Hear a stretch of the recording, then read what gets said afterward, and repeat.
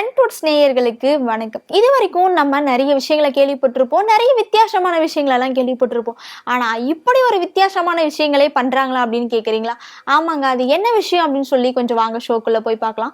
பொதுவாகவே நம்ம எல்லாருக்கும் ஒரு அடிபட்டுருச்சு அப்படின்னா என்ன பண்ணுவோம்? ஒன்று ஆயில்மெண்ட் போடுவோம், இல்லை அப்படி இல்லையா ஏதாச்சும் ஹாஸ்பிட்டல் போய் பார்க்கலாம்னு சொல்லிட்டு நம்ம ஹாஸ்பிட்டல் போவோம். அப்படி ஹாஸ்பிட்டலில் போகும்போது ஹாஸ்பிட்டலே இப்படி ஒரு விஷயம் பண்ணுறாங்களா அப்படின்னு கேட்குறீங்களா?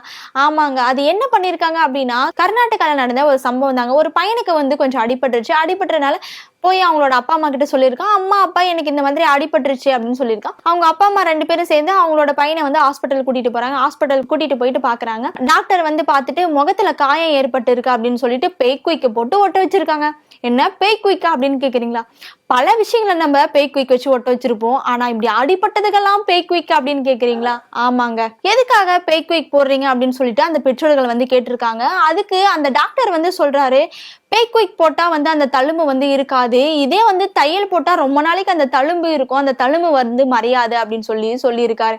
என்னப்பா இது, இப்படியெல்லாம் கூட பண்றாங்களா அப்படின்னு கேக்குறீங்களா? ஆமாங்க, இப்ப இருக்கிற காலகட்டத்துல நம்மள பாதுகாக்கிற மருத்துவர்களே இப்படி எல்லாம் பண்ணிட்டு இருக்காங்களான்னு கேக்குறீங்களா?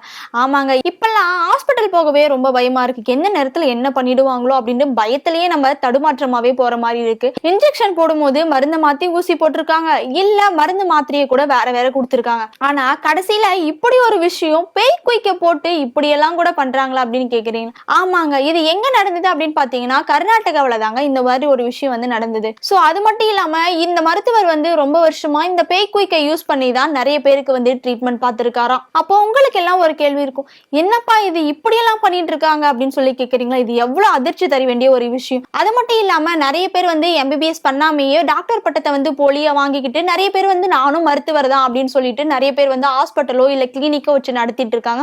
சோ இப்பதான் கொஞ்சம் நம்ம அரசாங்கத்துக்கு நிறைய விஷயங்கள் தெரிய வருது. சோ அப்படி இருக்கிற காலகட்டத்துல நம்ம ஏதாச்சும் ஒரு கிளினிக்கோ இல்ல ஏதாச்சும் ஒரு மருத்துவமனைக்கோ போறோம் அப்படின்னா தயவு செஞ்சு அதோட ஹிஸ்டரி தெரிஞ்சுக்கிட்டு போங்க. ஏன்னா இப்ப மனிதர்களுக்கே உயிருக்கு உத்தரவாதம் இல்லை அப்படின்னு சொல்லலாம். இப்படியே அடிப்பட்டதுக்கு பேய் குயிக் வச்சு ட்ரீட்மெண்ட் பார்த்த இந்த நபரை பத்தி நீங்க என்ன நினைக்கிறீங்கன்னு சொல்லிட்டு மறக்காம கமெண்ட் பாக்ஸ்ல கமெண்ட் பண்ணுங்க. சோ இந்த மாதிரி நிறைய விஷயங்களை நீங்க தெரிஞ்சுக்கணும் அப்படின்னா மறக்காம ஃப்ரெண்ட் வுட்ஸ் சேனலை ஃபாலோ பண்ணிக்கோங்க.